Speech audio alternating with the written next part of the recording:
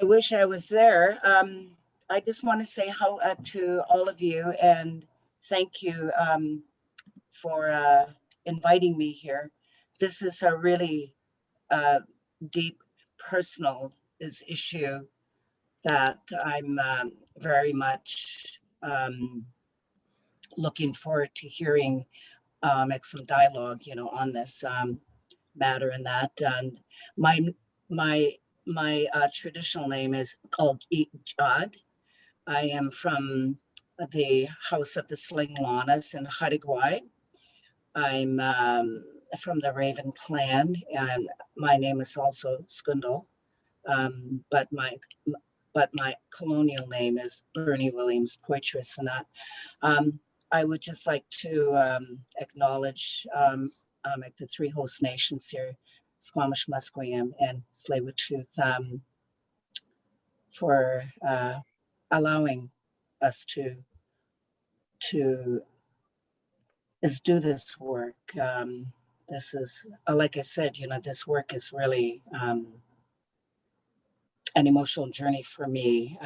When I was asked to do this, it's just like, wow.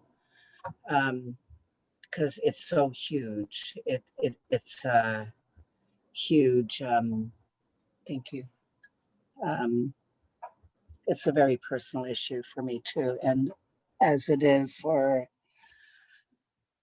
all of us in that. But I'm just sending out some just strong love and support, and for all of us and the ones that are still out there and that are suffering. Don't forget like the ones that are in the hospital, the ones that are, in the prisons and that, the ones that are on the streets and that, especially the ones that are on the streets and who are, facing like these issues that we are, going to be speaking about today. And I just want to say how, and I put my hands up to all of you, is to the organizers for I wish we were sitting in a big hall that we can just address this. I think that would be so amazing. But anyways, like for the, to the three host nations again, how we have relatives across the water, Megan, Squamish and that. And anyways, just welcome to everybody. And I just have one thing, to say is that we just need to be kind to one another.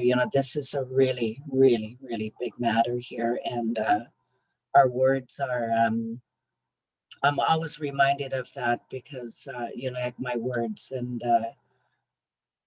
many of you know me, that I can be very sharp with my words. And I've really had to humble myself to step back and to be very careful because some, like these words, heck, we can never take them back, and that once it's said, it's done. The damage is done. And I just ask that we, be just very respectful, whether it's like the moderators or the elders. And I want to say a big howah to Sid Tan and like the whole panel today, to Angela and the rest of you. Just thank you for allowing me to spend my afternoon with all of you. And that again, have a good day. Thank you so much. We're really so grateful that you agreed to join us today, Skundal, and not only to open our session, but to be one of our panelists. And I'm really looking forward to hearing everything that you have to share with us. And I agree, hopefully soon enough, we'll be able to have these sorts of events in a big hall, everyone together, share food and share stories. So that's something that we're looking forward to. And I want to thank everyone who has joined us today. Welcome to the third session of the Greater Vancouver Japanese Canadian Citizens Association's Anti-Racism series. This is Anti-Racism in Vancouver's Downtown Eastside. So thank you for joining us. My name is Emiko Newman. I am the workshop coordinator for this series. And it's really amazing to see you all here. It's a very sunny day here in Vancouver, so we appreciate that you're here joining us. So I'm going to turn over to Judy Hanazawa, who is the president of the GVJCCA, to say a few words. Thank you, Emmy. And thank you, Skandal, for your opening. And I join you in being gratefully acknowledging the work is going to take place on the unceded lands of the Musqueam, Squamish, and Tsleil-Waututh people. We're happy to provide today's event made possible through the funding of the National Association of Japanese Canadians. And I just want to say that in the last few years, the JCCA has practiced outreach to fellow racialized communities in the belief that as we stand together, we can really fight racism together, but we have to be standing together and knowing each other. And a lesson for us has been to see what happens in the Downtown Eastside and to see how this community whose history is based on so many communities who were displaced and uprooted, and looking at today's injustices in the area as well, that despite this, there's a lot of work going on and a lot of reaching out and working together.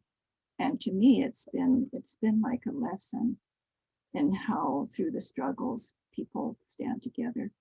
So I'm really looking forward to today's event, and I'm so grateful to our speakers today. And I'm so glad too that so many of people have zoomed in. And thank you all so much for being a part of today. Thank you. Thank you, Judy. So we have 5 wonderful panelists joining us today. We have Lama Mugabo, Sid Chow Tan, Angela May, Eddie Takayanagi, and Skundal, or Bernie Williams. And I'm going to put their bios in the chat again, just in case you need a little refresher. So all of our panelists that we have come from a very diverse range of backgrounds, ranging from academia and activism, art, law, community development, et cetera, et cetera. So I'm positive that we're going to be having some very rich and powerful discussions in this session today. We are recording the session, as you may have noticed, but only the spotlighted panelists will be visible in the recording. So please feel free to keep your cameras either on or off. Let me see, the live transcript is also now turned on, so that option is available if you need it. And just like our previous sessions that we have held, I want to remind everyone that this session today is guided by kindness, respect, and safety. Our other sessions so far have been quite participatory, and we've wanted to have a lot of participation from the people who have joined us. So we're switching gears a little bit today. This will be arranged like a panel. We won't be moving into any breakout rooms. So we'll be focused on listening to our panelists, finding out what sort of work is being done in the Downtown Eastside, and hopefully finding out also how we can support that work. So we have left some time for Q&A at the end of the session. If you have questions, we encourage you to put them in the chat. However, if possible, if you could refrain from doing this while the panelists are speaking, just because it can be quite distracting if the chat is always popping up, and we don't want people to be not listening to the panelists because they're distracted by the chat. So write down your questions on paper or put them in the chat, but don't press send quite yet until we reach our break. Maybe we'll be having a break, 5-minute break in the middle of the session, or until the end when we start the Q&A. So hopefully that makes sense to everyone. And I believe with that, we are going to be jumping right into our first question for our panelists. And this will give them a chance to introduce themselves a little bit. So question 1 is, in what capacity are you involved with anti-racism work in the Downtown Eastside? So if you can tell us a little bit about where you're at with your anti-racism work right now. And we are going to be getting started with Lama. So Lama, I will turn it right over to you. Thank you, Emiko. Yeah, my name is Lama Mugabo. I'm a community planner and I'm working with Organiser Society. Prior to working for Organiser Society, way back, I used to live in the Downtown Eastside. And in 2016, I came back from Rwanda and met some people in the Downtown Eastside who were very progressive, and they were fighting against social injustice and particularly focusing on housing. So I joined the Carnegie Community Action Project, and along with other individuals and like-minded organizations, we formed Our Homes Can't Wait, which was a coalition for those who were fighting for housing injustice. And then we also began to work around the issue of street checks.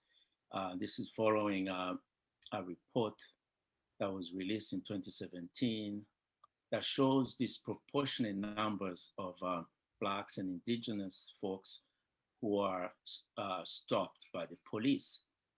And in the course of this work, we realized that this was clearly a case of racial profiling, and we began a campaign to end the street checks.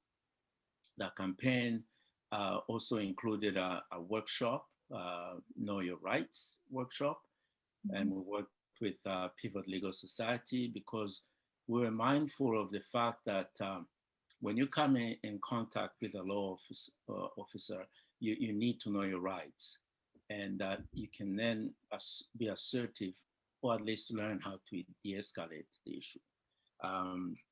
So the campaign has worked very well. We've registered successes in Victoria and Vancouver. Both city councils vote to make this law illegal. But we're not stopping there. We're continuing with the next 9 municipalities so that we can make street checks something of the past. So that has been very successful. And I'm very pleased to share this with you. Thank you for listening.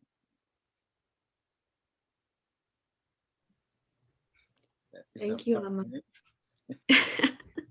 Yes, that's great. Thank you so much for sharing. That's really amazing work. I did not get a chance to post this question in the chat, so here it is, just a reminder for people. And Sid, can we move on to you?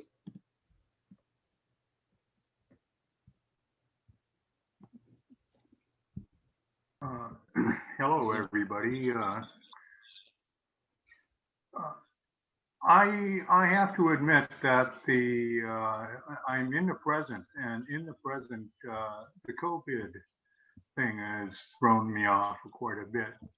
What I usually do, and so I've been self-isolating, and the result of that has been a lot of thinking and reading and stuff that I've never done most of my life without a purpose, and I'm doing it to enjoy. So I am retired, and I have pretty much divested myself from almost everything given the past year, which was a good reason to divest, because I used to go out and I used to be very sociable and outgoing. Hello, can you hear me? Yep. Oh, okay. My screen went off. You're We can so still hear you. visible.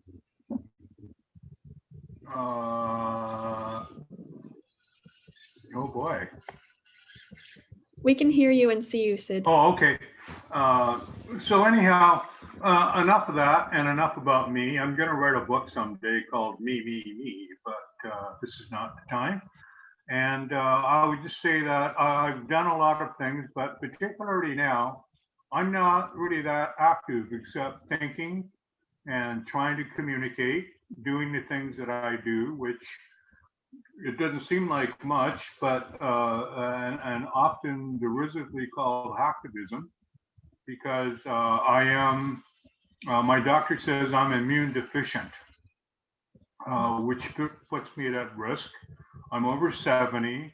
So I guess the idea is I shouldn't be out gallivanting around. So I'm sorry I haven't been able to see many of you and visit with many of you. And I haven't been able to organize and communicate like I've had to. But I think my bio was out there, and I'm involved in the Downtown Eastside, actually simply because I live here. I live officially in the Downtown Eastside, right across from Insight. And I know a lot of people down here. I've worked with a lot of people in the past year. And currently I'm working with community television organizers and with Chinese head tax redress activists. And our work is going slow. We're trying to get ourselves set up for 100 years because I don't think a proper redress will happen until 4 or 5 generations. It's taken us 2 generations to get this far, and I don't think we're anywhere near there, where we should be. You have the government doing a lot of things, and it's all thankful. I'm grateful for that, but they should be doing it anyhow. If they would have been doing it 40 years ago, we wouldn't be doing what we're doing now, talking about anti-racism. And on that note, I have not much more to say. Great, thanks for sharing that, Sid. We're going to move on to Angela, please. Thanks, Amiko and Lama and Sid. I wrote things down because I'm at a point where if I just trust my brain to do the thinking on the spot, it's not going to happen. So I wrote notes to myself, so you'll see me glancing down a bit. But I'm gonna answer the question, just try to contextualize who I am a bit and try to walk my way into answering it like that. So I'm a mixed Japanese Canadian person. For the past several years, all kinds of the work that I've been doing has been connected to the Downtown Eastside. Sometimes it's been paid work. So I for a while worked at actually Atira. For those who aren't familiar, Atira Women's Resource Society, running an art studio, which was a twisted and difficult and actually quite painful experience because, as many people in the Downtown Eastside can tell you, Atira is not always so anti-oppressive as they like to imagine themselves to be. So I've done that. I've worked at Carnegie with the Downtown Eastside Small Arts Grants and volunteered a lot. Everything from like one-off events like the baseball game, an annual baseball game in Oppenheimer Park called the Asahi Tribute Game, to more boots on the ground activism, or what we think of it as boots on the ground activism. For example, when the city condemns a building and people get pushed out of a hotel and need somewhere else to go. So all different kinds of things. And was interested to come today because I've never actually thought of any of that as anti-racist work. And it was only when Amiko raised the point that I kind of realized that it actually is. And I think I didn't realize it because it doesn't look how we often expect anti-racism to work. To me, when most people think of anti-racism, you go, okay, the opposite of racism. Like racism is bad. I'm anti that. So I'm anti-racist.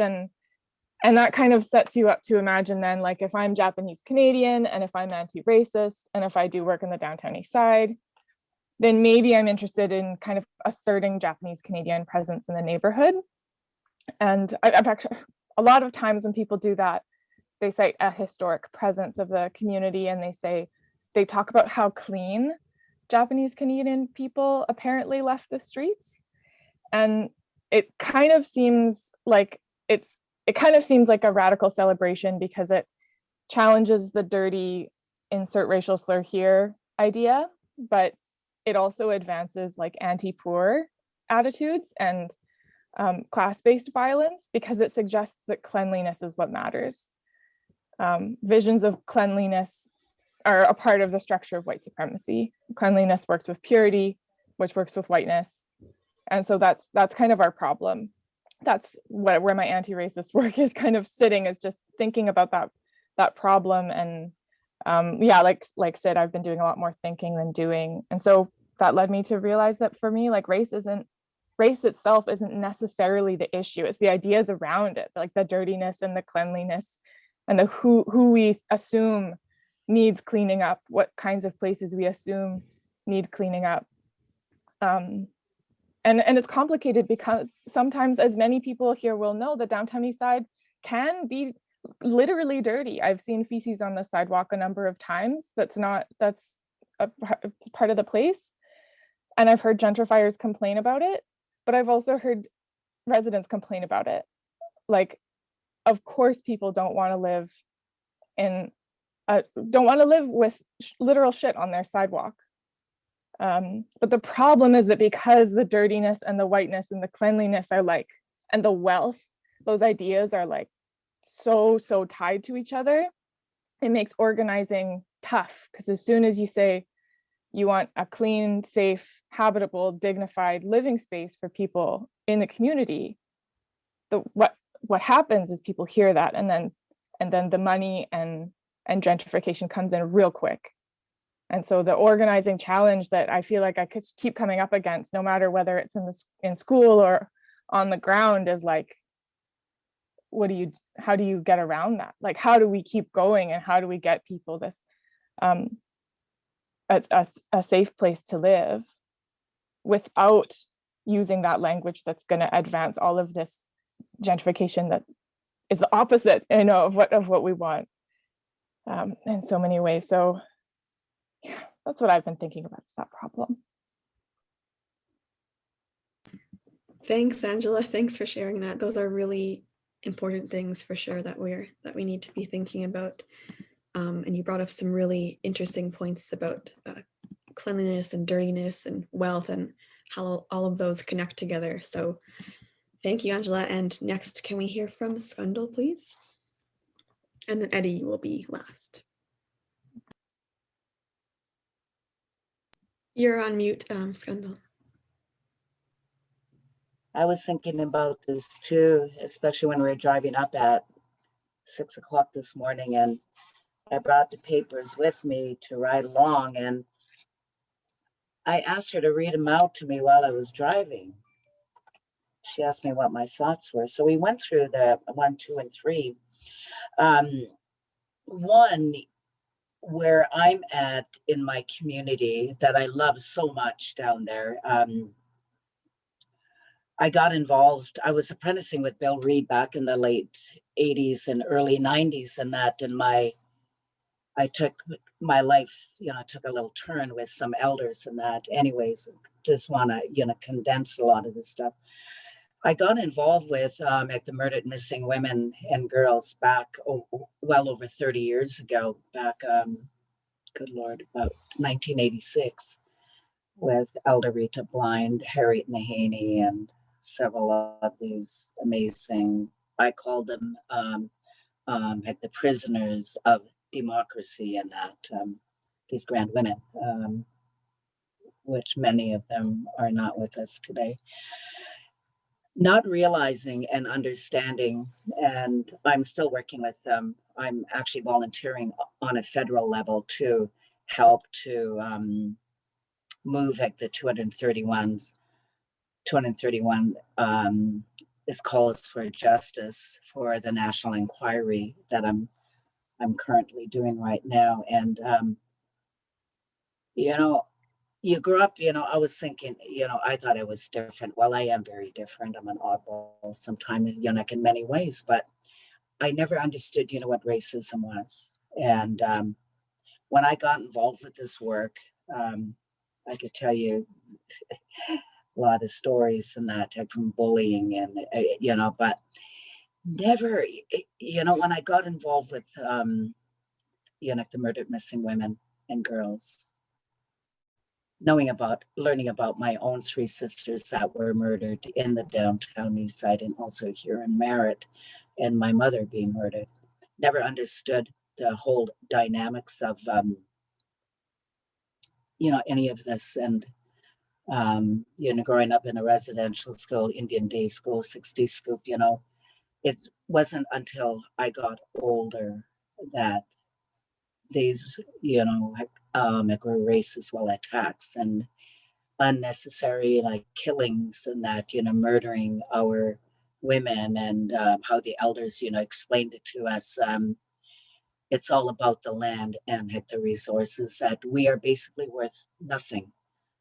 To be told that you are less than, and I think for Angela, like you said it straight out too, is that, the word dirty,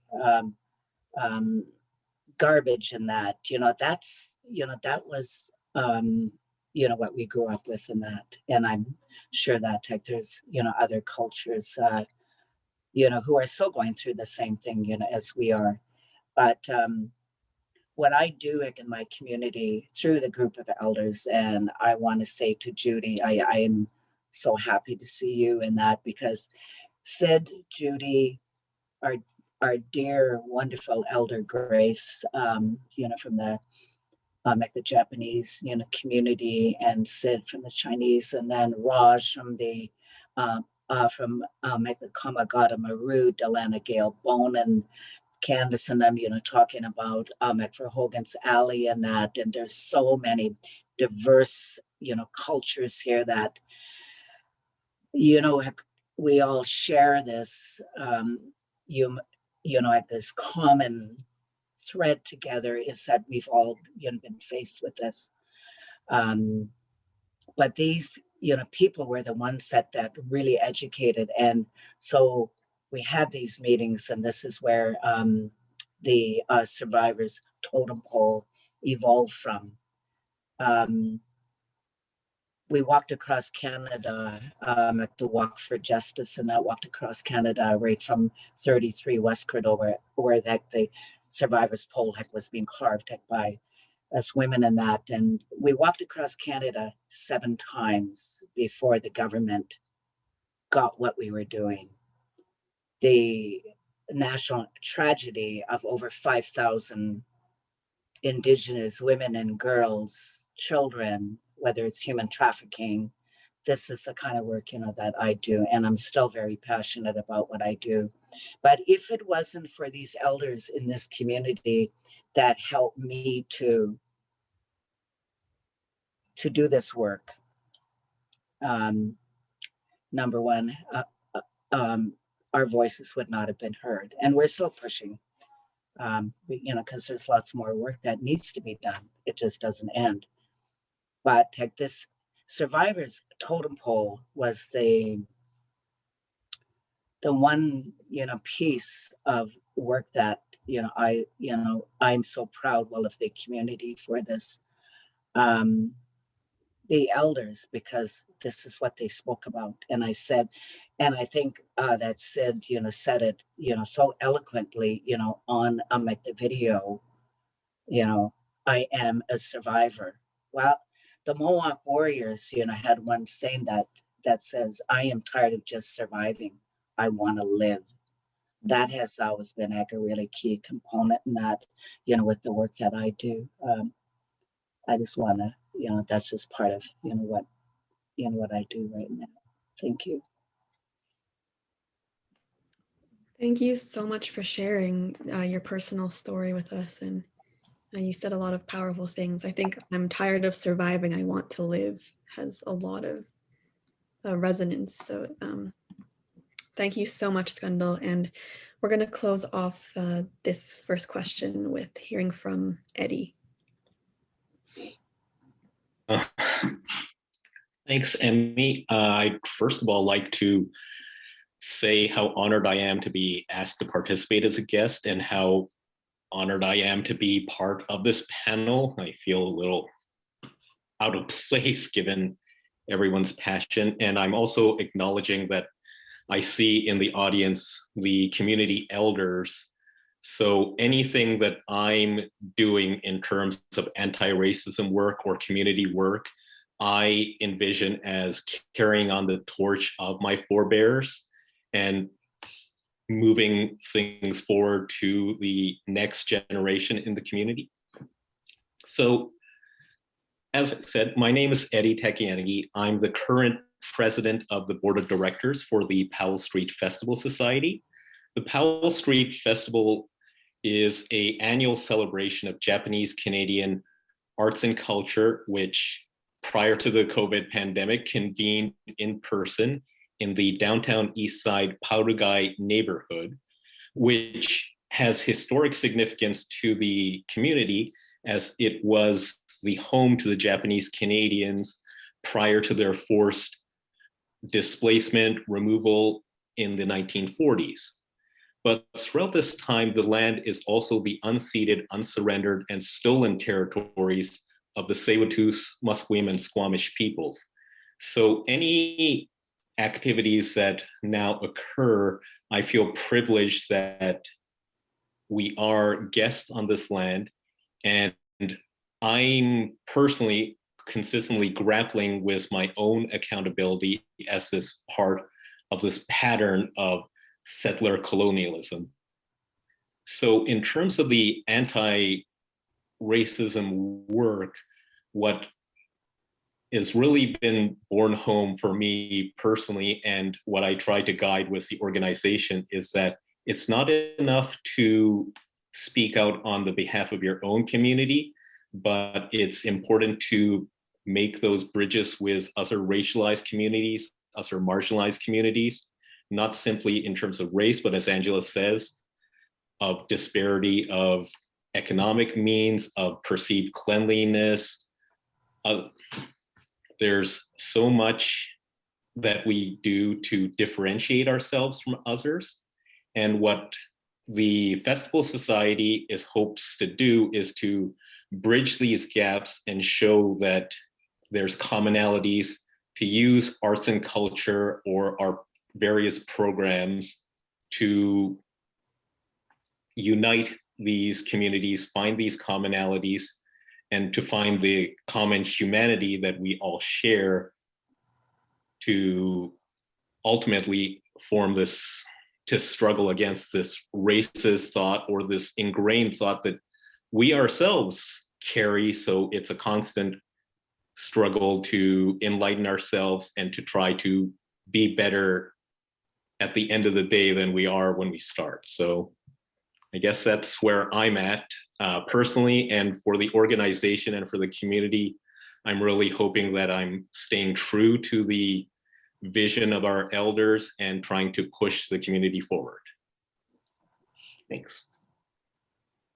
Amazing. Thanks, Eddie. We're really glad that you agreed to be one of our panelists. And that goes to everyone here. Thanks for all of your great answers. And I think it's clear that there's so much work being done in the Downtown Eastside in different capacities. And we're really grateful for all of it. So we're going to be moving on to question 2 now. And to start off, I think we're kind of living through a unique period right now of global political awakening. We've seen so many tragic incidents recently, racist incidents, of course, the horrific shooting in Atlanta, but there are so many other examples. And it's really sparked this renewed urgency that people feel to be addressing racism and addressing other interlocking systems of injustice and inequity. And COVID, of course, in particular, has really highlighted many of the structural inequalities at the heart of our society and globally as well.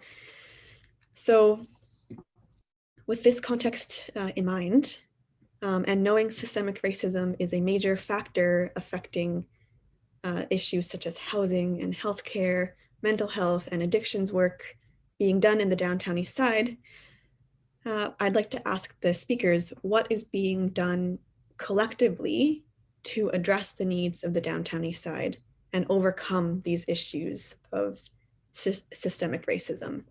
So I want to ask panelists to share some challenges you faced, but also some successes. So this is kind of a two-pronged question. Thank you, Eli, for sharing that in the chat. So feel free to answer part of it or all of it. And we are going to get started this time with Angela. Thanks, Emiko. Yeah, I would say I'm going to try to keep this relatively short because I suspect that other people are more connected to like organizational work right now. But the one thing that I can flag is, as somebody, I'm currently a PhD student. And so that means that I'm a person who tries to straddle the gap and murkiness and grossness and difficulty in between the university, the academy, research, scholarship, that cluster of things, and the actual community and people's real needs. And sometimes I think that distinction is a little bit made up because there are people who are boots on the ground who are excellent and astute theorists, and there are theorists who put their boots on the ground. So it gets mixed up, but it's also a very real distinction. So that's where a lot of both my challenges and successes are kind of live. And I could gripe about those challenges for probably the rest of my life. But if you want to do that, do email me and I'm happy to do that. But today I just wanted to share a couple things that felt like a little bit more like successes. And the reason I say a little bit more is because they don't seem like, they're not what I imagine when I imagine activism. They're too small, or they seem too small. They're not, I don't know, a protest or something like that. But I wanted to share that I called my friend the other day and he didn't used to have a phone number. He lives in the Downtown Eastside, and I didn't think that it was safe for me to go, like partly for me, but also because I'm coming from somewhere else and that wouldn't be good. And he was alive and he was housed in better housing than he was before. And he had his first dose of the COVID vaccine, and we talked for about an hour and just reconnected. And it was really powerful. It was really beautiful. And I'm really trying to not take for granted those, when the phone gets picked up on the other end these days. And I met that person through doing research. So yeah, I hear a lot of bad things about research, and there are a lot of bad things about research in the Downtown Eastside. Like I said, I can talk about challenges forever, but that was a really nice thing that was actually made possible because I was doing something called research. I did it in a very non-researchy way, but still, that's what it was called. And the other thing that I wanted to say is that one of the things that I was doing when I was doing that particular project was I was working with a group called the Tenant Overdose Response Organisers, or TORO for short. And they're a group of people who live in SRO hotels, so really old buildings in the Downtown Eastside that were roughly built in the early 1900s, and then the government and innkeepers neglected them for a long time. So now they're broken, and some of the only places people can live who are living on fixed incomes. And TOROs, tenant overdose response organisers, live in these buildings. They're also people who use drugs. So they're teaching each other, teaching their neighbors how to administer Narcan, how to administer, or naloxone, not to use alone, those kinds of things. And so made lots of friends that way too. And this is kind of like a success, not really. We've lost a lot of people in the past little while because of the toxic drug supply. And it's been, I think, more difficult than normal because people can't gather. But because I had those friendships, I needed to grieve. And because I needed to grieve, I turned to art And because I made some art, I chose to share it, and I shared it online, and that became a small way where people could kind of sort of gather and remember some of the Toros whose lives we lost in the past year. So not really a success in the happy version of success, but I think we can't afford to deny the fact that there's a lot of pain that people are living through, and it's good to focus on survival, but we can't pretend that meanwhile things don't hurt. And I think that being together and gathering around something, whether it's art or a more formal memorial, is really crucial for people. And so I was happy to be able to contribute something when you feel like there's just nothing you can do. Yeah, a little bit of a sad note to leave it on, but people don't need to be dying. These are all preventable deaths. So yeah. Thank you, Angela. That was very well said. And I do think that successes aren't always going to be enormous. We're not going to be overcoming racism. So it's so important to celebrate the smaller wins. And that's why I really wanted one of our questions to be focusing on all the success that is happening, and whether big or small. So thank you for sharing all of that. And we're going to go back to Eddie now. Thank you, Angela, for sharing as well. I'd like to point out that the academic portion definitely fuels the activism work in the neighborhood. We're talking about both systemic, and that's a big thing, but I think on the individual level, systems are created by people so that all the successes are about the individuals. Ultimately, we can create vast legislative or policy changes, but those only take place when you change the hearts and the minds of the community. So for us, for Powell Street, we've had successful programs like the Downtown Eastside Community Care Program, the Powell Street Festival Community Kitchen. We saw an incredible outpouring from the community for financial support of some of our programs. But what really buoys me in terms of the activity is sessions like these, where we see this amazing attendance of people who have this mind to connect, to try and be better. We are always out there as a festival society, originally convened as a way to have the Japanese Canadian community appear. Our existence was an act of defiance, of political protest, of acknowledgement of this other community. But throughout our 40+ year history, times have changed. So now, in addition to that, we are advocating for the neighborhood, for people who are marginalized as well.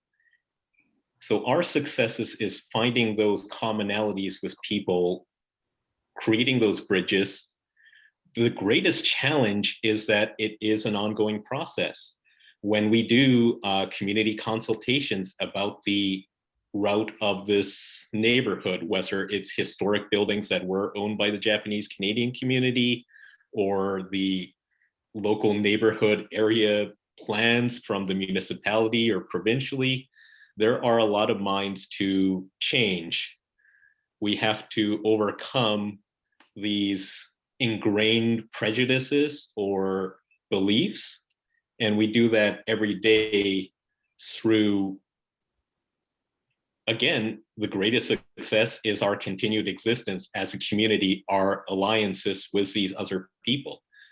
And the greatest struggle is an ongoing thing where we need to keep showing up at these events. We need to keep attending and having these conversations, because there are still people who we need to convince that people have value regardless of their ethnicity, their race, their economic level, their struggles with illness, whether mental, physical, addictions, otherwise. So I think those are the struggles, and every day throughout, especially during this COVID period when we're not able to convene in person and meet one another, it's especially important to keep doing this work by having these conversations and pushing things forward.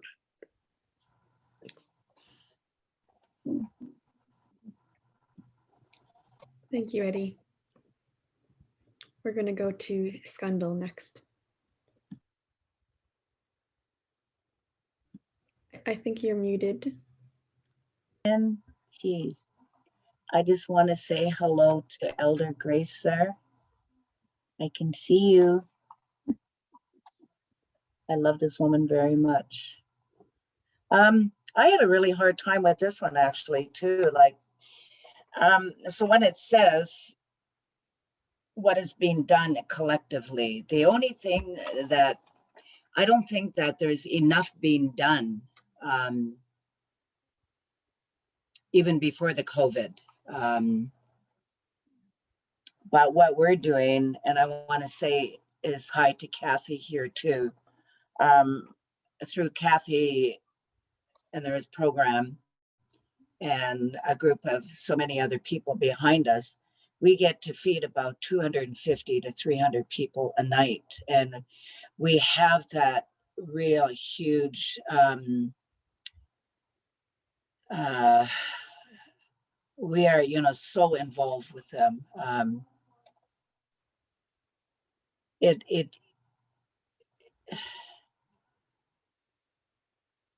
I thought that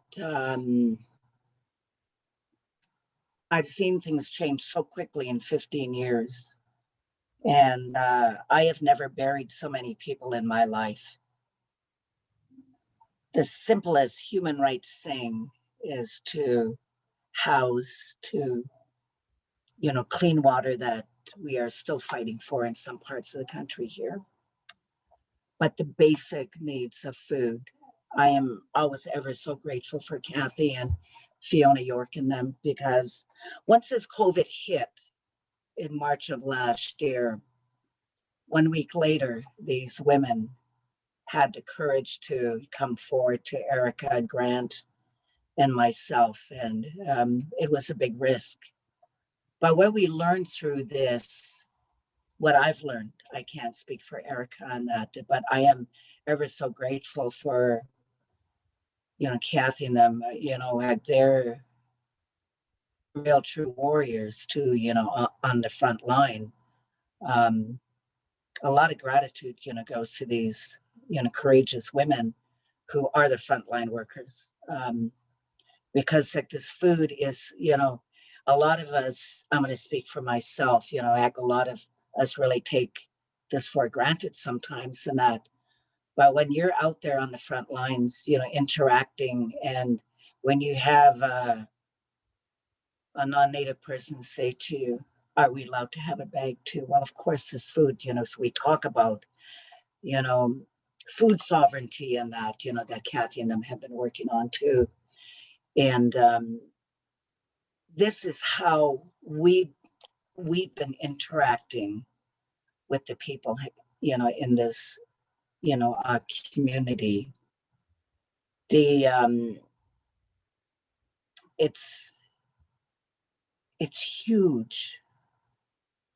Giving out like those food tickets, you know, when we run out of those food, you know, just to know that they have it, that, you know, so, you know, do we decide, you know, whether you get to eat today or not? No, we feed everybody, you know, like there should not be, you know, it really hurts my feelings that, you know, when we, you know, like my team runs out of food, you know, because there's just not enough.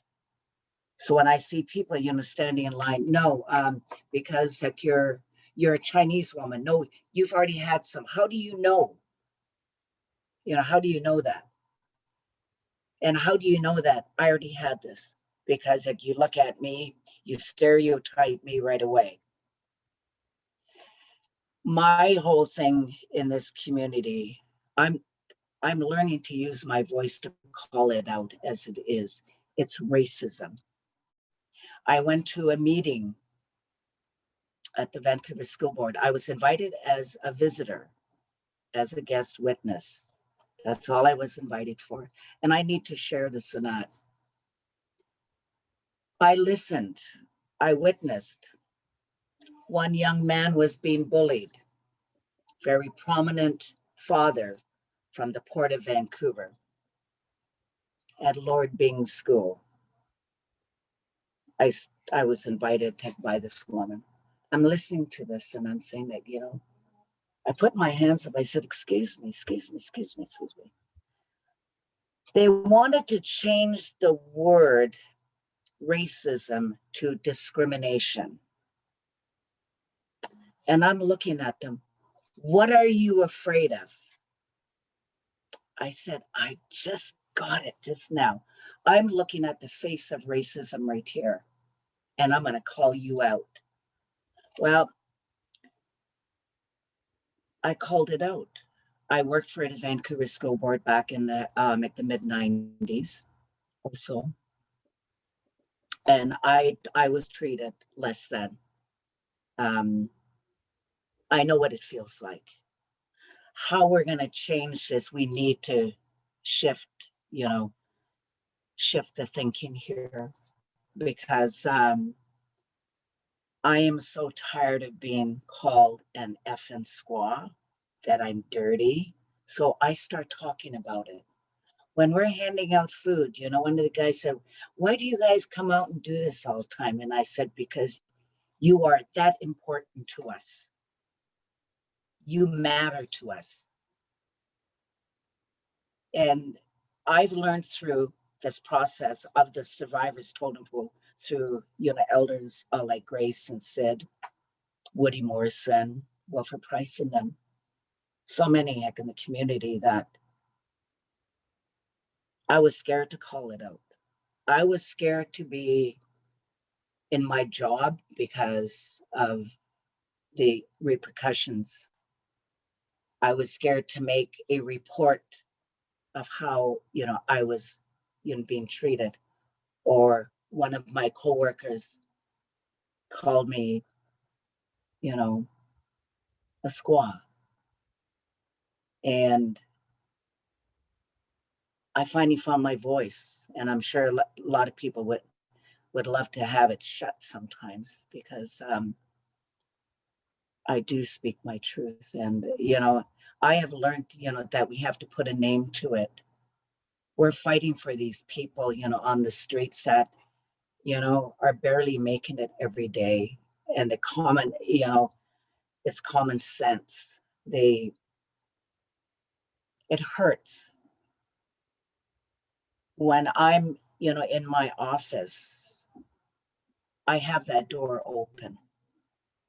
I don't say no, you know, I'm going to talk to you today, but I'm not really sure. No. How it's changing for me, it's not. But I'm going to keep going at it. When I go to Nestor's Market, I'm followed. When I go to London Drugs, I'm followed. How do I change this? How do I, you know, as well address it? I believe that it starts with us first, and then heck, we have to, you know, just keep, you know, pushing this ahead and keep talking about it. Just like Eddie said, we need heck those dialogues. We need to keep talking about it, that it's not okay, because you know, heck, the color, you know, of my skin is like, why? When I go to the hospital, I refuse to go to St. Paul's, but I had to go for surgery, you know, on my thumb. I refuse to go there because as soon as we walk in, you could hear them. And I would wait and wait and wait. And then I'd walk up to them, excuse me, I've been waiting over there for over half an hour. These other people, probably about 5 to 6 people, heck, you've already, you know, provided, you know, service for them. Oh, well, we didn't see you over there. excuse me, that's the way I feel. Sometimes I really feel invisible. And that's the way, I have been treated. I cannot speak for my, all the First Nations people, but I'm sure that a lot of them, would well agree that it's even hard. I dropped my Kleenex, at Walmart. I was ostracized when I was walking out that door. The police were called because I dropped a Kleenex, and the woman thought I was around the lamps and that. See how big those lamps are? My pockets are pretty darn small. But what I'm saying, is that's what I'm trying to do in my community, is to educate that I'm not a dirty Indian. I'm not a lazy Indian, or, being told, well, we've been giving you, well, and then this one guy says, so did your chief give you a check yet? And I blame the 3 levels, of government. We need to educate in the school levels, in the workplaces, on the police force, like any kind of public service, that is provided out there. Because I'm really tired of, of this almost every day since the COVID. If we don't stand up, and if you see something happen, to one of, and that's what I did. One of my Chinese friends that was, being accosted, and I stood in front of my friend. I said, you are not doing this. I don't give a crap who you are. Get away from my friend now. Well, it's because of them. That's what, because my dad's sick now, or like, nobody knows where the hell it's come from, So that's what I'm saying. If we don't stand beside one another, this is going to keep going. And I'm not one to let this happen to anybody, because it's happened to me. It still happens to me. And I never thought in my lifetime that I would still be fighting against this. I'm going to be 64 years old this year, and I'm still fighting the same thing. And that's what I'm trying to do, heck, in my community, is when we're out there, on the front lines, that we have, heck, those, communications, heck, with the people on the streets, because I was one of them. That is where I grew up, is on the streets since I was 9, 10 years old. And all I've ever wanted to do in my life is to make that difference, and to talk about it, call it out, and to stand with the people who people are just, thrown away, like, that they're garbage. They're not garbage. They're human beings, and that's all I want to say.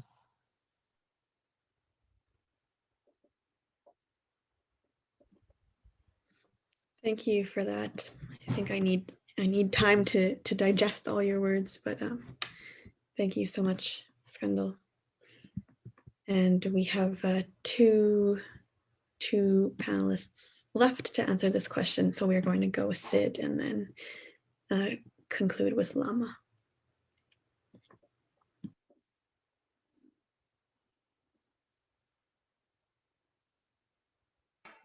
Unmuted. I hope you can hear me. Can you hear me? Yeah. Okay. Yes. Thank you for that, Skundal, and thank the speakers before me.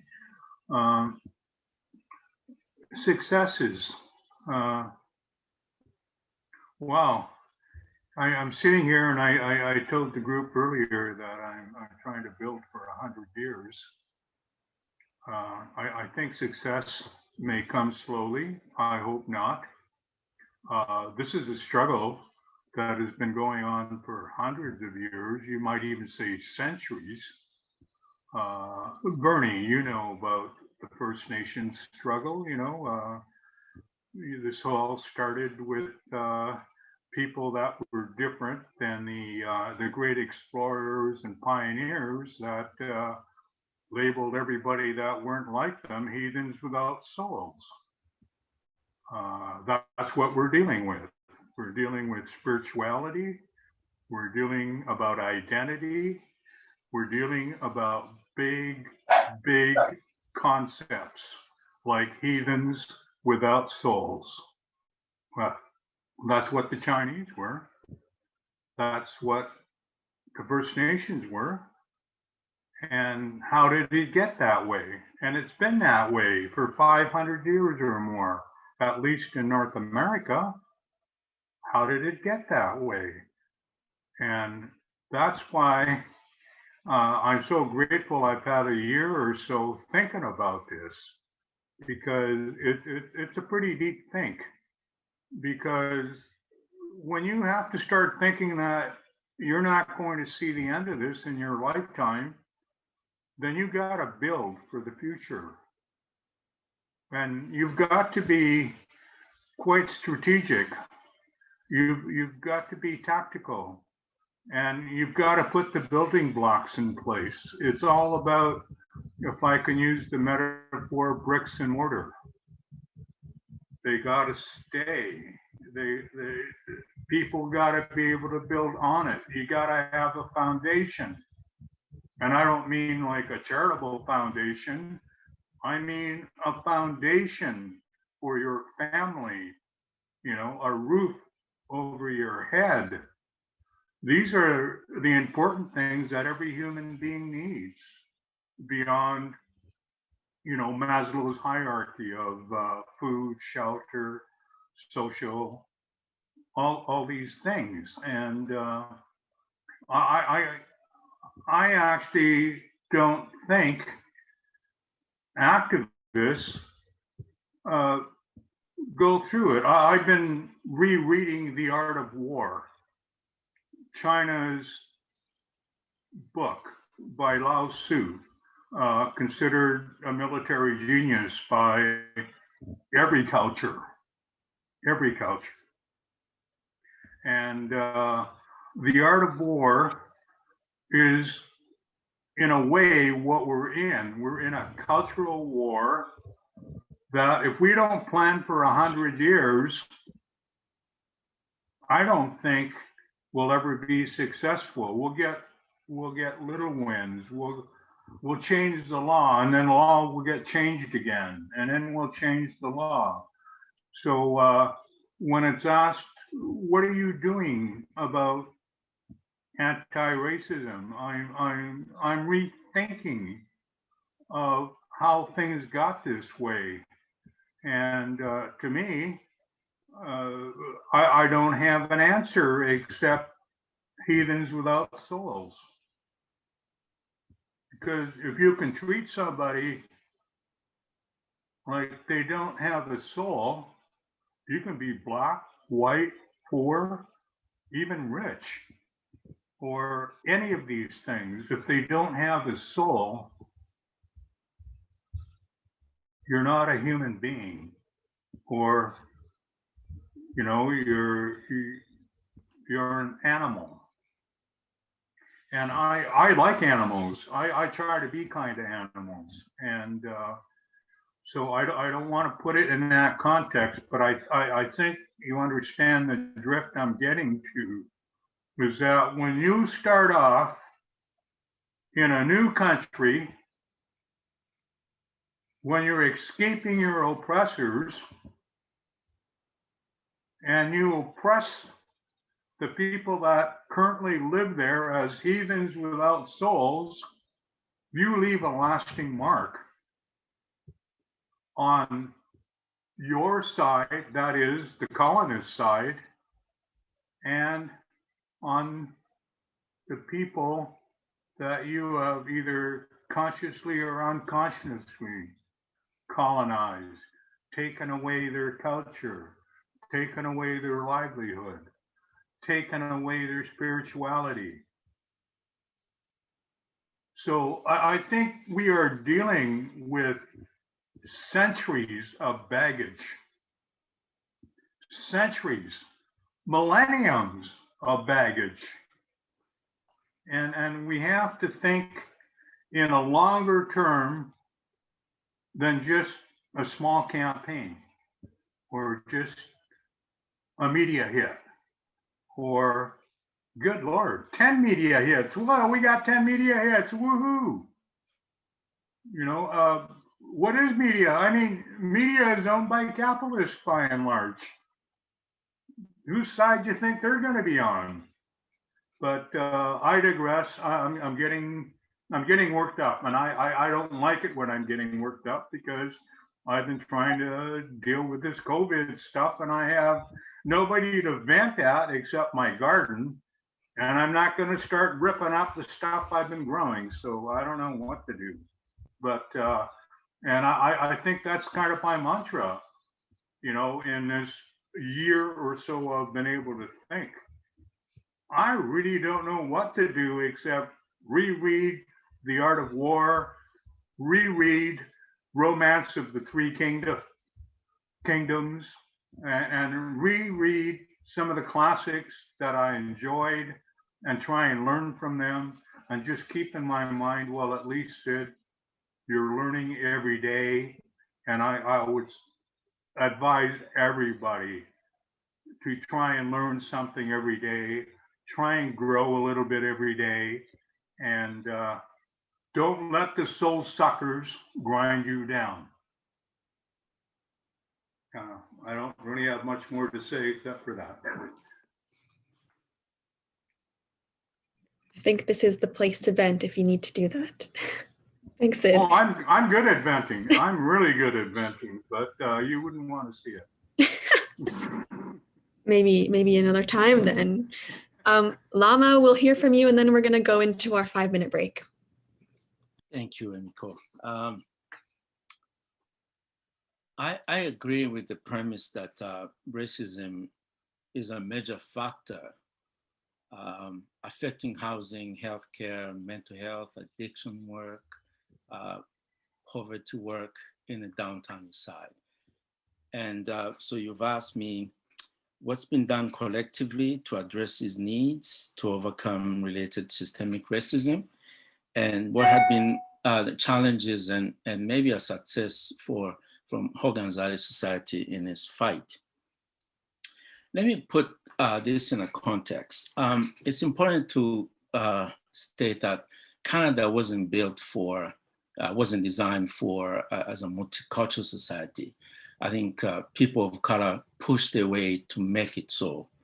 And so it's also important to understand that as much as Blacks were denied entry, there was a small opening in 1858 when, believe it or not, British Columbia had a Black governor. Sir James Douglas was biracial. His father was Scottish and his mother was Guyanese.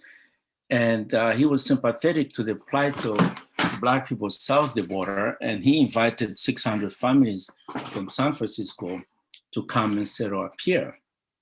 And so that began the story of Black people in British Columbia, because by 1919,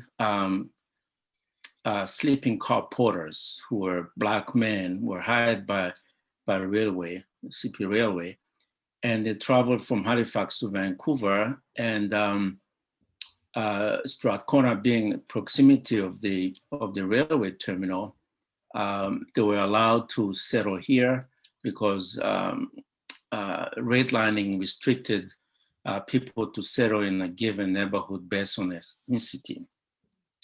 So Strathcona grew as a working class. It wasn't by far a Black ghetto, but definitely Blacks were the largest racialized group. And the community grew. And also the way it grew was interesting. For instance, Vi's Chicken and Steakhouse. The way it started is that Vi would give money to her husband to go buy a chicken from Chinese store. He will bring it, she will fry with vegetables and give money again to go to the Italian winemaker to bring some wine. And there you had a dinner. So gradually this restaurant became a success story in Vancouver. as VI became an entertainment center, all the great musicians who came to Vancouver ended in Hoganzale, and then people came to listen to jazz, eat soul food, and party. So, of course, this community grew against the government's will because nothing was invested in this community, and the city allowed blight or abject poverty to unfold. And then they said, whoa, we gotta stop, put an end to this poverty. So let's bring urban renewal policy, which was actually referred in United States as Black Negroes removal. So this policy brought capital projects in the cities, and of course, targeting inner city and Chinatowns. In Vancouver, it was both. So by the time the bulldozers arrived in 72, most people had already left.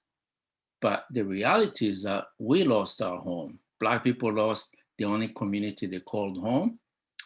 And up until 2015, there was no community.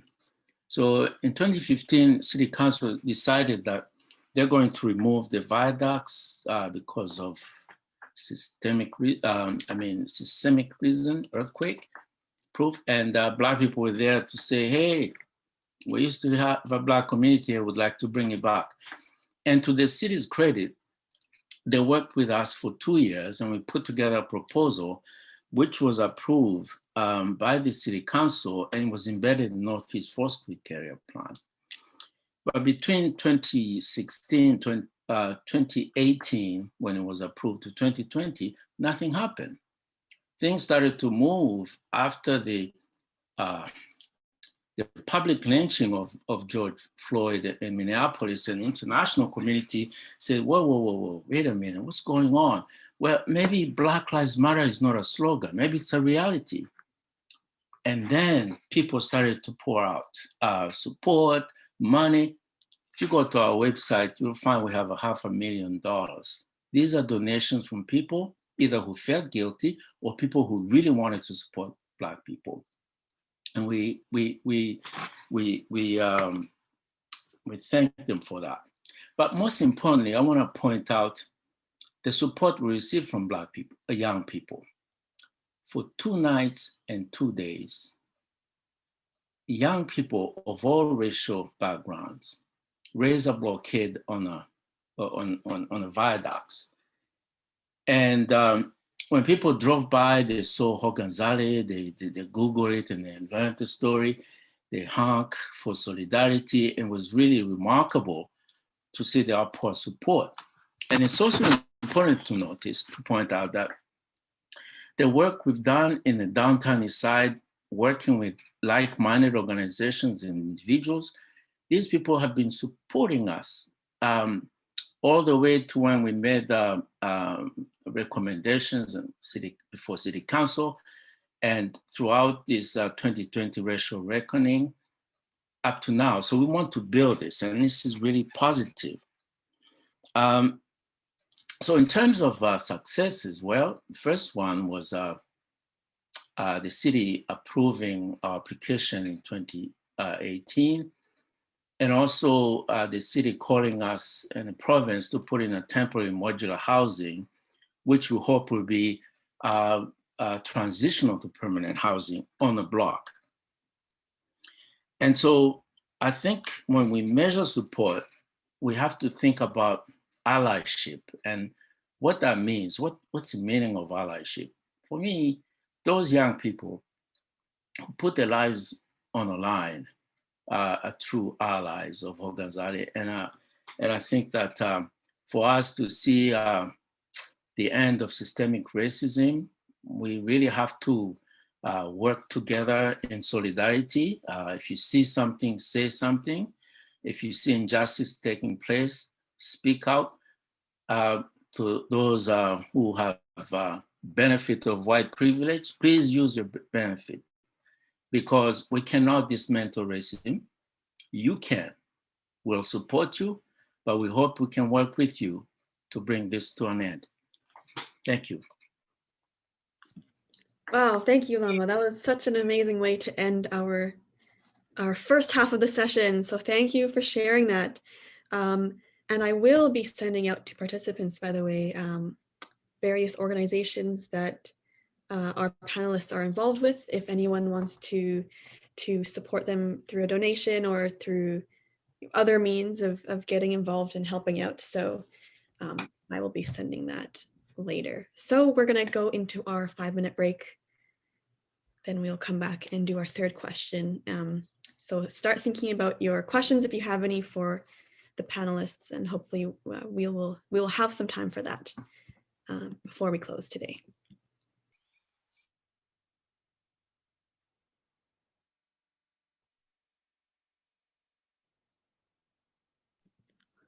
Okay, welcome back, everyone. We are going to get on to our third and final question.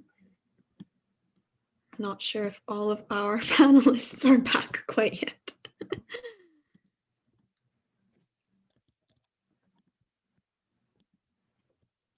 Well, here is our question in the chat for everyone to see.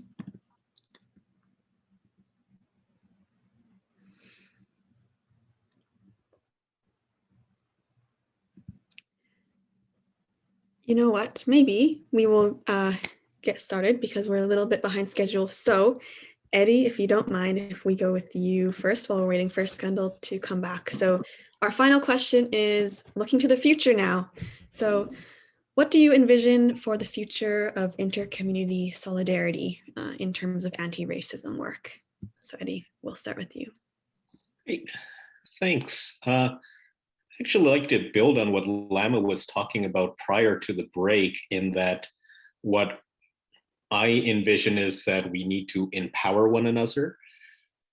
The Japanese Canadian community and Asian community as a general has this perception based in fact of being the model minority, that our community was often the one that would not make waves, which would not speak out, which would put the nose to the grindstone, work hard, study hard, get good grades, get good jobs, and assimilate as part of the society in general without recognizing the injustices or raising voice about the injustices which were done to our community, but also to the others around us. And I think that is something that needs to stop. It has to some extent, because we are having these types of conversations. There are segments of the community which recognize these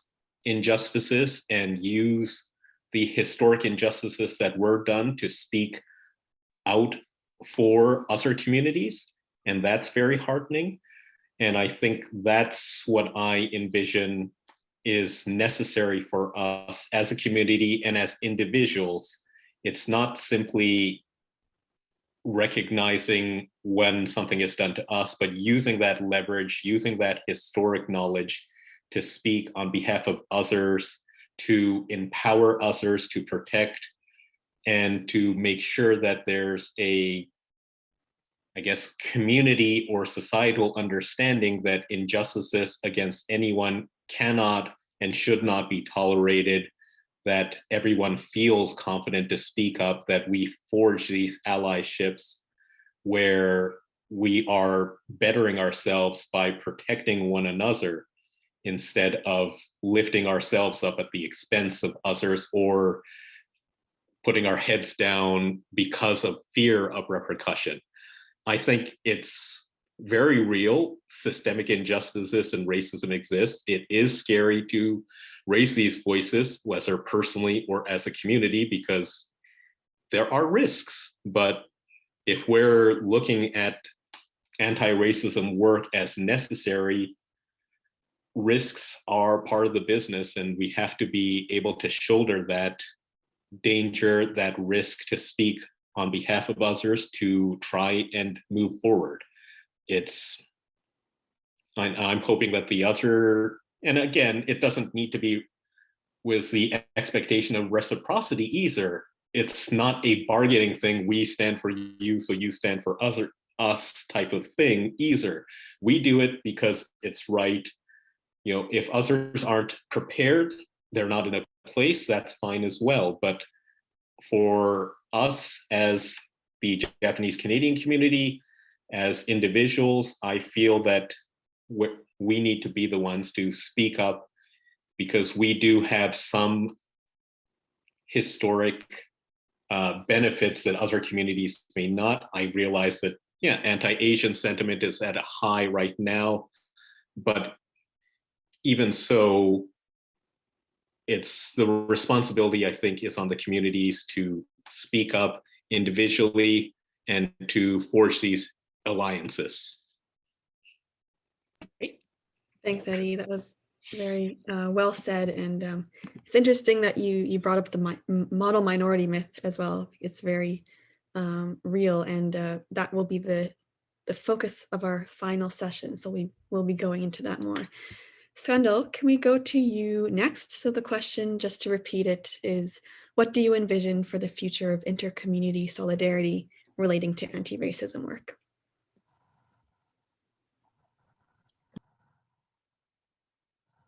I have a lot of hope. I have to believe in that,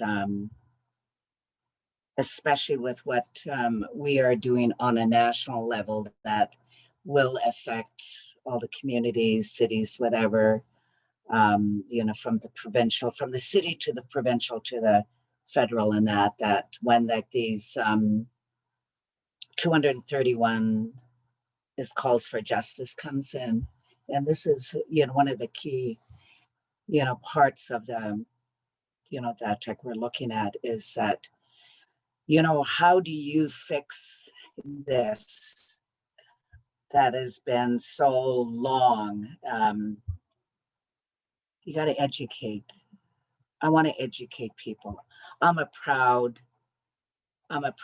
two-spirited, Haida woman. First, I'm a woman, and I'm a Haida woman. And I come from a long line of love. Whether, I could have been one person that could have laid blame for how, I grew up in residential schools or Indian day schools, 60 school that I've been also part of. But I wanted something different in my life, and, heck, for, my children, because I married very young back in 78. And I wanted something different for my kids, my grandchildren. If I could see the world through the eyes of a child, I always remember that, what a wonderful place this would always be. And that, why is this like, I get angry about this because when I look at the people that are I remember I gave my testimony at the National Inquiry April 8th,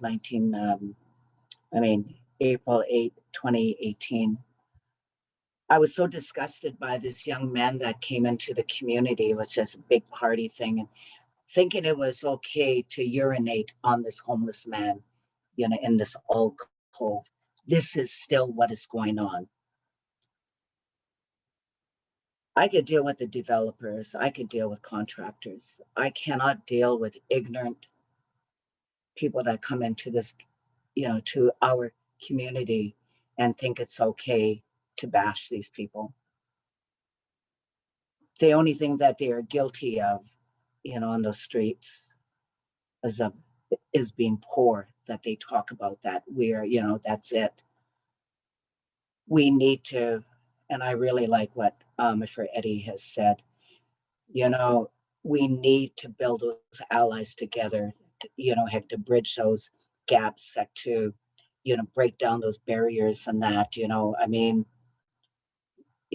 reality is, at the end of the day, we all bleed the same blood. Doesn't matter. And I want to see for this community, we need more dialogue. We need to hear from the people. Instead of asking the question out there, So what's working for you? Ask them what's not working for you. I ask them, what's not working for you today? Then they tell us, okay, well, we need to do this better. And we need to do better. It might not happen in my lifetime, but I want my grandchildren to know that, that their grandmother, did the best that I could to help to educate this.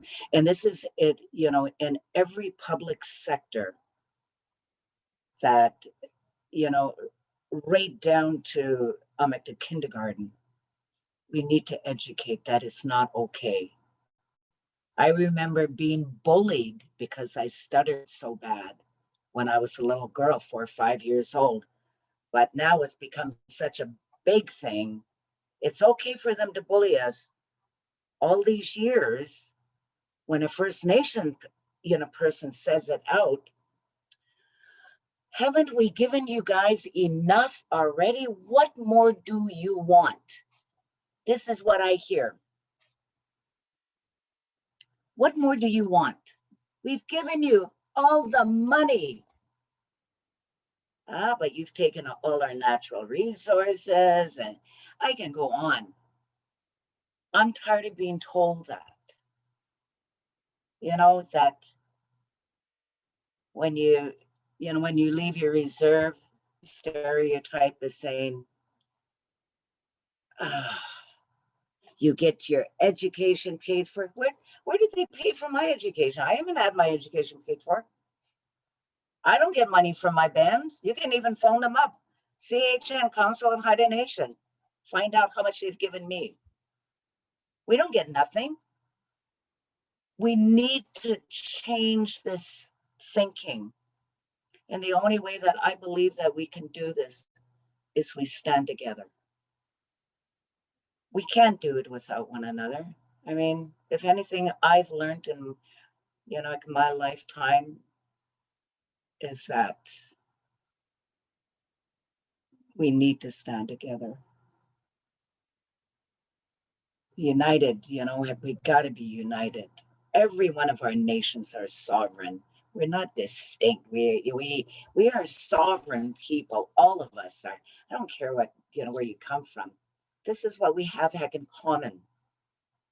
The sovereignty of who we are. I don't care if you're Filipino, you're Hungarian, we all have that. But something shifted, and we know what it is, because Lama said it, right off the bat. Canada wasn't set up for this. They knew exactly what they were doing. When I shock people, I give them that story about Sir John A. Macdonald.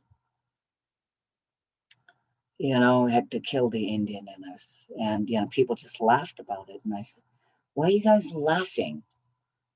Because that's what they were trying to do. Is I spoke fluent Haida. I can't speak one word today, and it hurts. It hurts my sion, my spirit, because when I go home, I can't speak. I don't understand the language anymore. That's part of killing the Indian in you. But I'm going to learn it until the day I die. They finally got, where we can learn the language, but this is part of what they did. But, the only way that we could, to break down these,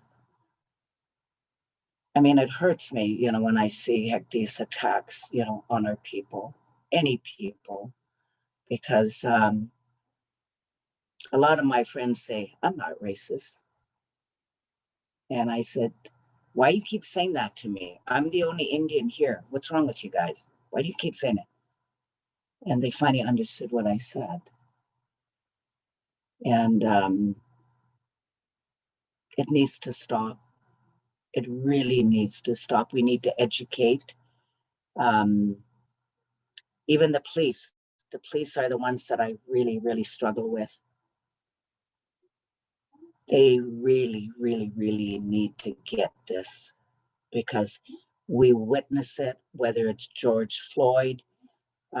We've had our own people that have died, you know, in at the prisons here. And we have well over 5,000 women. Nobody talks about it. Nobody cares about it. I got a phone call. So Bernie, you heard about George Floyd? And I said, yes. I gave him my thoughts and I said, but you know what hurts me more? We have over 5,000 Indigenous women and girls that have been murdered and missing and are still going missing and being murdered. They don't matter. Why? Why? I am happy, I am proud that people have stood for George Floyd, but what about our women, our children, our kids that are aging out of care that have becoming one of the highest statistics on the streets, human trafficking, but we don't matter. That's my reality every day. Nobody ever comes up and asks me and say, Bernie, how are you doing today with this? How are you feeling about, you know, this? My nephew was murdered a week ago tomorrow, Sunday, right across from Army Navy. You know, he was labeled in the news that it looked like he was overdosing, that he was ODing. He had his throat slit. They never said that. The stereotyping of who we are with our women that have gone murdered or missing. I want this community to hear us loud, that we are not whores, that we matter, because the media portrays us in such a different way than if I remember when Peter Lanton's sister had been murdered, over 300 police officers, and I'm not exaggerating, 300 police officers out there, but we couldn't even get them to come out. We have a young girl that's missing here. Can you help us? No. I remember Robert Dikansky when he was tasered, and you know, God rest his soul in that. We tried to get help to assist with October 5th memorial for our murdered missing women and girls. 8 people showed up.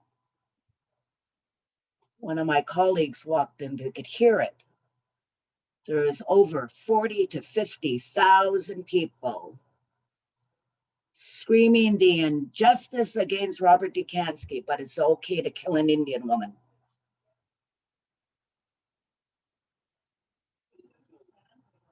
I want you to understand that it's not okay. When I see and hear these atrocities, these things that are happening with our people all across Canada, it's not okay. But yet we've got monies that are going everywhere, everywhere. But one of our, or they get a slap on the wrist when they can prove that it was systemic racism, why they killed that Indian woman or that child. They get a slap. That's what hurts, because we don't matter. We don't matter. And it's like we don't exist. That's why we need to stand together. You know, I need to walk with you. You need to walk with me. We need to change this. We've called upon our own leadership to help us. You know, but that's what I want to for my community. I want to educate, whether it's through art, the art is part of it, or having more dialogue, creating like these safe spaces for us to go in where we're not having to look over our shoulders and, you know, being followed. I don't feel safe, and I don't even want to go to grocery stores because there's always like looking around. What are you doing over there? Yesterday, I went to a store. I was followed and I walked right out. I was going to purchase something. The lady came out, but you put this on the counter. I said, no, you keep it. You know, you don't even feel welcome in your own, like your own territory. But, that's what I want to do. Like, I want to just keep going at it, call it out, walk together, and just like Afra Lama said, if you see any injustices out there, say something, do something. Don't hurt anybody, but speak up, because it's not okay. Anyways, that's it for me.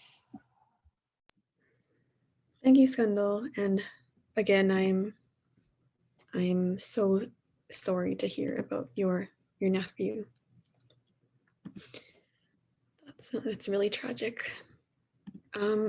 We are going to go to Sid, and then Lama, and then Angela, and we are it's 2:45 now, so I'd say hopefully we can take 1 or 2 questions at the very end. So okay, Sid, we'll go on to you. Okay, I've unmuted myself. It's very moving stuff that I'm hearing. And I almost feel, I don't know what to say. There is so much, bad that is before us and that we're seeing and that we're living through. And I guess one of the things that I've learned to understand, and I know the necessity of building allies. When the Chinese head tax exclusion redress movement took a small hiatus when the Japanese Canadian community was negotiating and working on the redress that Brian Mulroney brought. I don't know if it helped, but I can say that Roy and Art Meeke, particularly Roy, helped me out quite a bit. And in many ways, in the space of 50 years or 40 years, you find what you would call enemies for a century coming together here in a new land, building a movement. And I can say that a lot of Japanese Canadians helped the redress movement, the Chinese head tax exclusion redress movement. And I'm very pleased that, well, not pleased, because I think we got, when I say we, I think the Chinese community got a raw deal on that, and I've written about it. It's out there, you can read it. But I just wanted to say that the idea of building allies is never wrong, never. But they have to be good allies. They have to be there when you turn around and look and see who's behind you. They're behind you. They're not, they couldn't make it because they had to wash their hair or do the laundry. So there's a level of on the ground in organizing, which is sort of like off the ground, big time off the ground when you're organizing for 100 years. Because I think a lot of the things that we're talking about and we're doing, they've been here for a long time. They're going to be here for longer. That we know. And how long, we don't. But I hope something will happen. I don't know what it is, but having friends and allies understanding colonialism, understanding the concept of heathens without souls, people that have been labeled, they're not you, or hey, they're not white Anglo-Saxon Protestants, they're white Anglo-Saxon Catholics, division. And why would you divide on issues like that? And in fact, why would you put people to death for not believing what you and your God or gods or however you believe? We do have science. We do have reasoning, inductive and deductive reasoning. We do have a lot of tools that we don't use. And I think one of the major tools that we don't use is we don't act with any strategy in place beyond piecemeal. Not a strategy that's going to see us through 50 years or 100 years, because activists don't really think like that a lot. They're in the moment. They're in the heat. They're on the ground. They're taking the punches. They're getting thrown in jail. They're getting beaten up. So we have to figure out, what our tactics are, what our strategy is going to be. Sun Tzu, answers this very well when he says, what is the moral law? What is the people's law? Heaven, earth, grounded, up there. Who's the commander? Who are the leaders? And most important, which is at the ground level to a certain extent until you get this figured out, tactics and strategy. So I think, and this is just my thinking, and I could be wrong, but I think, a lot of this is summed up to me in one song, One World. Let's get together now. Feel all right. One love, one world. And until we get there, we're going to be fighting this for another 100 years. But anyhow, like I say, I've been thinking off the ground, and I've been trying to place it on the ground, and it's really hard. And you got to give up a bit. You got to take a bit. You got to give to get to move an agenda forward. I've moved a lot of agendas forward, and it's just not my way or the highway. It's like, I'll buy you dinner or something like that. Something that's not on the table. And we have to learn how to work with what's on the table and what's not on the table. Roy Miki taught me during the Japanese-Canadian redress, he said, Sid, don't accept the government's apology until you get what you want, fully what you want, or you put them on the road to what you want. And that was, to me, very sage advice, because I never accepted the government's apology for head tax or exclusion. My family never accepted it, and head tax families of Canada is raising a campaign that will last 100 years or more if necessary, because this kind of racism, the very fact that we're having this discussion and this workshop about anti-racism is an abomination to me. This should have been settled 50 years ago, 100 years ago. And now we're going to have to fight it for another 100 years? But I know we will succeed, because it can't go on this way. It cannot keep going on this way.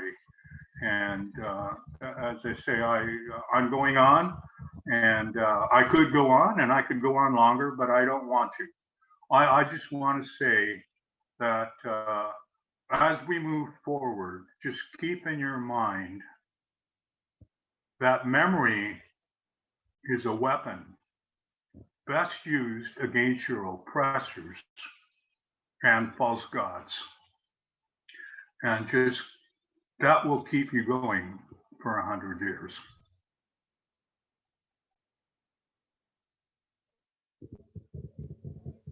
Thank you, Sid.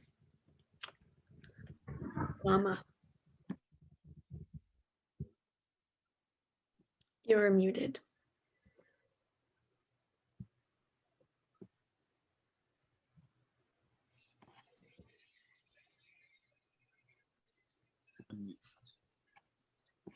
Hello? Okay. Hello? Okay. So this is going to be quick. You're asking what do I envision for the future of inter-community solidarity relating to anti-racism?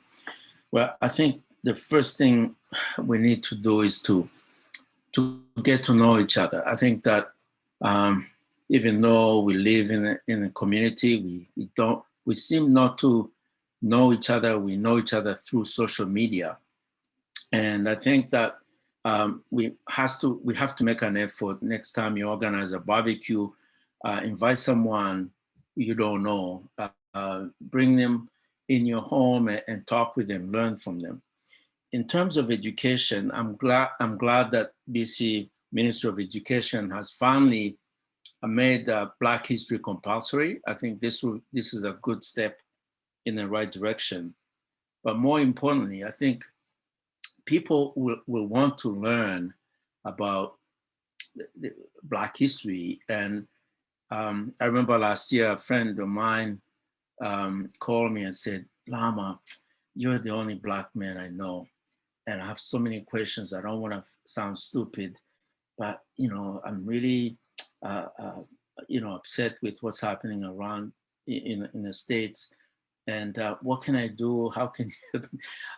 I mean, first of all, I don't mind teaching people, but I think it would help me, it would help them if they started to learn and read some books, go to our website, there's tons of information, and then I can add value to what you have learned. So definitely we need to build an alliance, get to know each other, and that way we can build lasting solidarity. Thank you. Thank you, Lama. Angela, you are our last but not least for this question. Yeah, thanks, Amiko, and thank you to all the speakers, panelists. Multiple times I've been like, should I just let myself cry right now? And it hasn't happened. And I think it's the effect of being aware of a public event. But yeah, I so wish that we were physically together. Thank you to my dog for just opening the door at the least convenient time. I want to say two things, and I know we're pretty much at time, but I'm still going to say them. One of them I'm a little bit nervous to say, and the other one is a lot happier, so I don't have nervous feelings about that one. But Skundal was talking a lot about anger today and demonstrating anger at some points. And I've also been thinking a lot about anger. Kathy Schmiese, who's here today, knows a lot about that. She's often the person I turn to when I'm like, what do I do with this? And so I want to say that the future that I envision is a future where I can do what I do, even if that's working with people who use drugs and trying to get them sometimes literally a sense of self, to feel like a good day, that would be a start, but also bigger things like housing, etc. And I don't have to feel like that's separate from my work in the Japanese Canadian community. I don't want to feel like I'm doing two things anymore. And I think that there's a lot of people who would say, oh, you're not, like they're one thing. This event is encouraging to that end, for example, but for the most part, I feel like what I do in the Downtown Eastside doesn't count as Japanese Canadian. To a few people in our community, it totally counts. But by and large, in the community, it absolutely does not. And so none of this feels Japanese Canadian to me because it's not. And the reason that it's not is because it's too dirty. And whether we want to believe it or not, we are so fucking caught up in that myth as Japanese Canadians that we need to clean the fucking streets in order to justify our presence somewhere, or that other people need to clean streets to justify their presence somewhere. We try to make it so that other people are dirty so that we can believe that we're clean, and we're not. It's like that's not those aren't the terms of the agreement. That can't be the language that we use, and I'm really pissed that we're stuck in it. I'm really pissed that we're not good at admitting that we want to be clean, actually. We want to be middle class. We want to be comfortable, suburban, apolitical most of the time. And I'm not trying to accuse anyone, but I'm speaking to an overall culture in our community that's really, really smothering and fatal to our neighbors. There are reasons for the way that many of us are, and I include myself in that a lot of the time. There's reasons for it. It's related to our own trauma. That's too bad. We have to figure out how to deal with it because people's lives are at stake. We have to look that trauma in the face and say, like, why is this guiding my perspective and my behavior? And like, what is this thing that keeps dogging me, that keeps following me around? And from whom did I learn to think this way? Some of the examples that people cite of Japanese Canadians doing good things, Sid talked about Roy being really, really helpful when he was fighting for the Chinese head tax redress and everything, and that's great. But speaking as somebody who has spent a lot of time in the community, that's also in some ways an anomaly. We know in our community who we can talk to about what things, and I'm tired of that.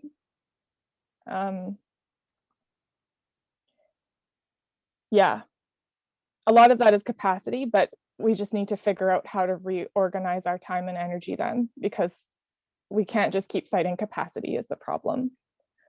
And a lot of it isn't capacity, a lot of it is classism. So there's that. Yeah, my friend Sho said a really good thing, which is that we didn't need the Canadian state actually to teach us how to internalize these ideas, because Meiji era Japan did quite a good job of that. And we have that inheritance too. Japan's imperialism has really done a number. So I'm angry about those things. Linda, bless you for smiling. Oh my God, that was so scary to say in front of people. Anyway, I'm pissed. If anybody wants to talk about anger at some point, I'm happy to do it. Grace and Linda, I can see your faces right now in the audience, and it's making me feel really affirmed and good that you're smiling.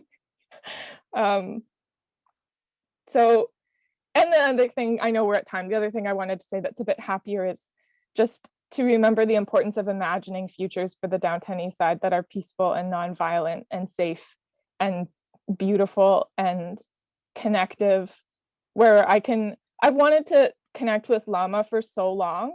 I should just email Lama and be like, where do you live? Can we have a distance lunch or something? Like, we need to be able to go to each other's houses and say, like, I'm out of peas. Can I have some of your peas? Do you have peas? Whatever, that kind of actual meaningful relation-based connection. And I think we need to remember that that's a future. That's an available future. It's not inevitable that the Downtown Eastside gets gentrified and everybody gets pushed out. We have to hang on to the imagination. the vision of the future of the neighborhood, where it's awesome. We need that. So everything I do is for trying to get to that awesome. But yeah, thanks for listening to me, everyone. Thanks, Angela. I know you were nervous to share some of that, but it's very important, and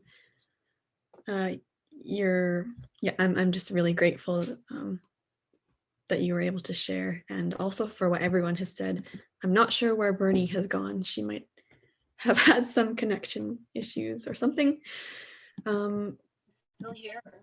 Oh, okay. I don't see you on my screen, but I'm sitting here. I'm looking right at you. There you are. Okay. For some reason, you were not spotlighted. There you go. Okay. I've been sitting here. There we go. Sorry about that. Okay. We are at 3:04, but we did promise that we would have a chance for people to ask questions. So I think we can take one or two if you can put them into the chat. And if you need to leave, of course, we understand. But if we can, I don't know, maybe take 10 or so minutes. And if there are any questions that we want to, if you have for a specific panelist or for everyone in general. So now is your chance.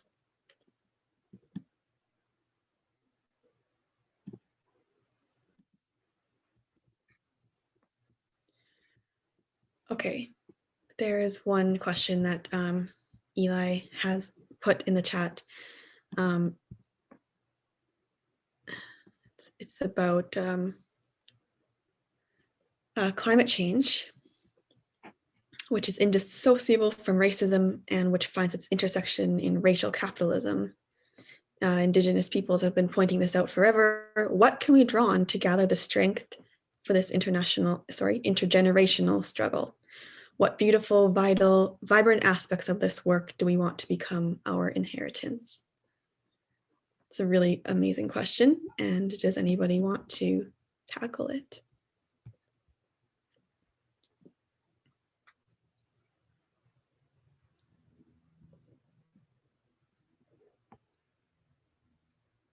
I had the honor and privilege of working with Owens Weewa back in the late 90s when Nigeria and Ken Saro-Wiwa and 8 other Ogoni land activists were hanged. Ken Saro-Wiwa, for many of you who know, was a writer, producer, television producer, and we brought him to Vancouver. And right at that time, just before that, Amnesty International and the Sierra Club started a campaign titled "Environmental Rights Are Human Rights." And it had a bit of resonance for 4 or 5 years. And of course, I think many of you know about Amnesty and many of you know about the Sierra Club. And so we had 70 some odd weekly rallies in Vancouver at Shell stations. We interrupted that for a short time. And I'm just trying to get at the fact that what we do, there's a time element involved. And I'm using 100 years now just because I know I'm not going to be around and I won't have to deal with it. So I think that is the way a lot of people do their thinking. It's sort of, we're not going to be here. Why am I worried about it? And then you got to go, hey, wait, I got children and grandchildren. And I do. And I'm worried about them. And, you know, they're worried about it. So you can imagine what climate change is doing to the psyche of our young people. I just want to put that out there.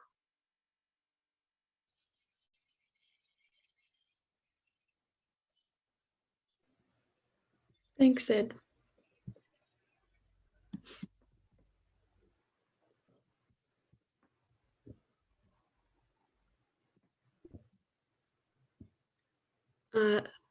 Skundal, did you want to add something?